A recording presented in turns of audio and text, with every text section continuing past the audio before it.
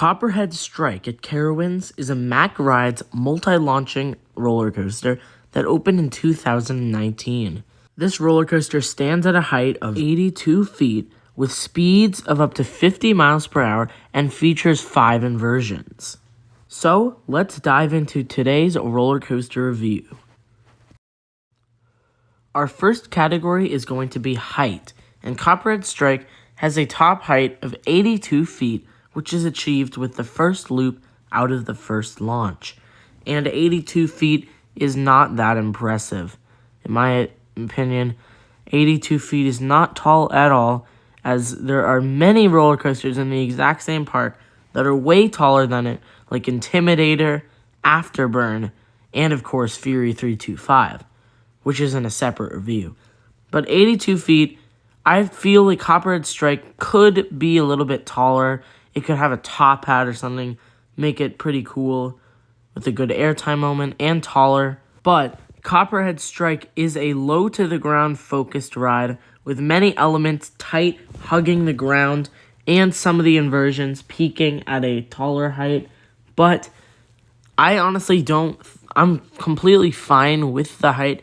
It could be a little bit taller, but that's not what it's meant to be. This coaster is meant to be low to the ground, kind of like Maverick at Cedar Point, but still not the same and not nearly as intense. So I will be giving a 4.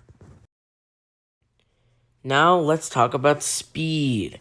And this coaster has a maximum speed of 50 miles per hour. And this coaster does have some pacing issues, guys. It has 2 launches. The first one, I'm not sure how fast each launch brings you to, but the fact that there's 2 launches in such a short coaster basically just screams pacing issues. And past that second launch, things can get pretty fast but also pretty slow. Like at the top of every inversion, it does crawl, but that is actually good because you get some good hang time on all the inversions. But already, 50 miles per hour isn't that fast. So I will be giving a 5 for speed. Now let's talk about inversions. Copperhead Strike has 5 inversions. The JoJo roll, which gives phenomenal hang time right out of the station. And then, after the first launch, you go into the first loop that also gives some pretty good hang time. And after that, there's an airtime hill, followed by the corkscrew. After that, there's the massive cutback that gives some pretty good hang time. And all these inversions give good hang time. And then the final inversion, which is another loop. And guys, yes, all of these inversions are very great. They don't give insane whip or anything, but some of them do offer quality hang time. And especially, my favorite inversion on this coaster is the JoJo roll right out of the station that gives some of the best hang time ever. And if your restraint is loose, it will feel like you're going to slide out of your seat.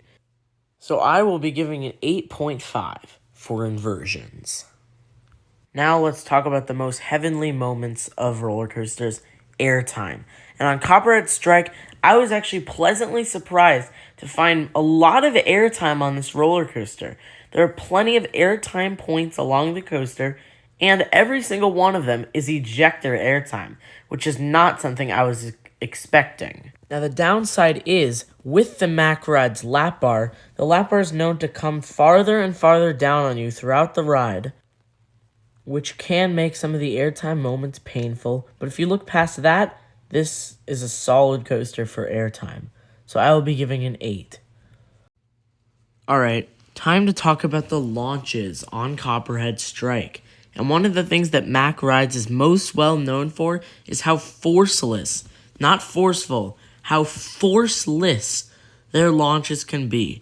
Copperhead Strike has an embarrassingly slow launch, going from 0 to about 40 miles per hour in like 5 seconds, 4 seconds, and that is just embarrassing, guys. You don't feel any force on either the first or the second launch on Copperhead Strike.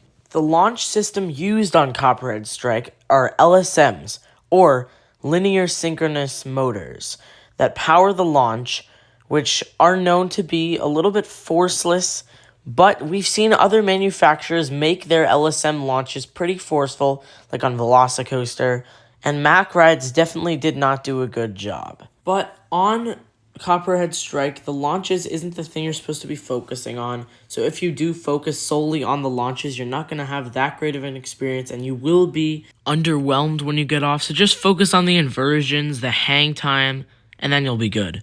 So I'm going to be giving a 2 for launches. Now let's discuss the overall layout. So right out of the station, the coaster rolls in to the JoJo roll. You get some insane hang time, and if your restraint is loose, it will feel like you're going to come out of your seat.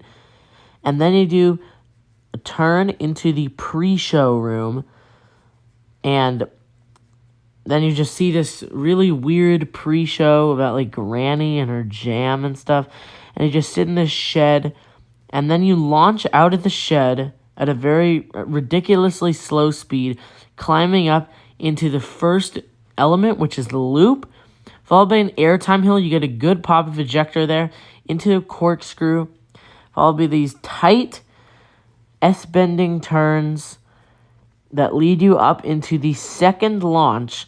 And this one is a little bit more forceful. It's a decent launch. And then you go up into the tallest part of the coaster, which is the cutback. Following the cutback, you do these sharp, tight turns into the ground, followed into a loop, follow what looks into a stangle dive. That's what it looks like, at least. And then you do these sharp, tight turns, followed by more sharp, tight turns, low to the ground elements, and you're just like whipping around. And then you go into one more airtime hill that gives a strong pop of ejector, and then you go into the final brake run. And that is a pretty good coaster, guys. It has a very strong, tightly compact layout. The launches really suck, and there are some dull moments. But overall, I just love those tight, low-to-the-ground turns, really forceful, and some great airtime within the layout. So I'm going to be giving a 7 for overall layout. Now let's talk about the restraints. And Copperhead Strike restraints are very open, so you do feel pretty open. There's no over-the-shoulder restraints or anything. These restraints are kind of similar to the modern-day next-gen Intamin Blitz coaster trains restraints. And I honestly like these restraints and dislike them. For the most part, these restraints are pretty comfortable, but just like the Intamin restraints, during the ride, they further staple you. Every time there's like a forceful moment or like G-force, they push down into your legs.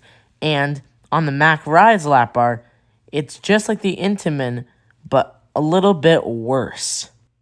So during airtime moments, it can be a little bit painful, at least from what I experienced on Copperhead Strike. But for the most part, these are pretty good restraints, so I will be giving an 8. Alright, so how good are the operations on Copperhead Strike?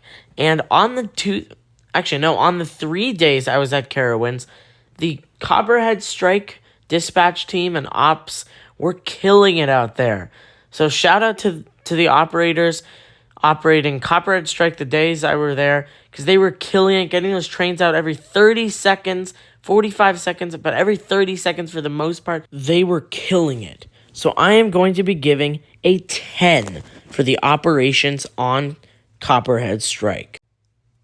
And now our final category is theming. And Copperhead Strike actually has some pretty good theming for a Cedar Fair park. There's a lot of things to look at outside of the ride, and there's a cool pre-show right before the launch in a shed. But the actual theme of Copperhead Strike is a little bit confusing and strange. So the theme is basically Granny and her prize-winning jam, and like only a couple of people know how it's always like won every year or whatever. Granny's jam, and it has something to do with a copperhead snake.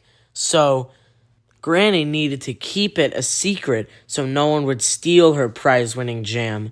So then you need to like go on a hunt for the copperhead snake and basically run around chasing the snake.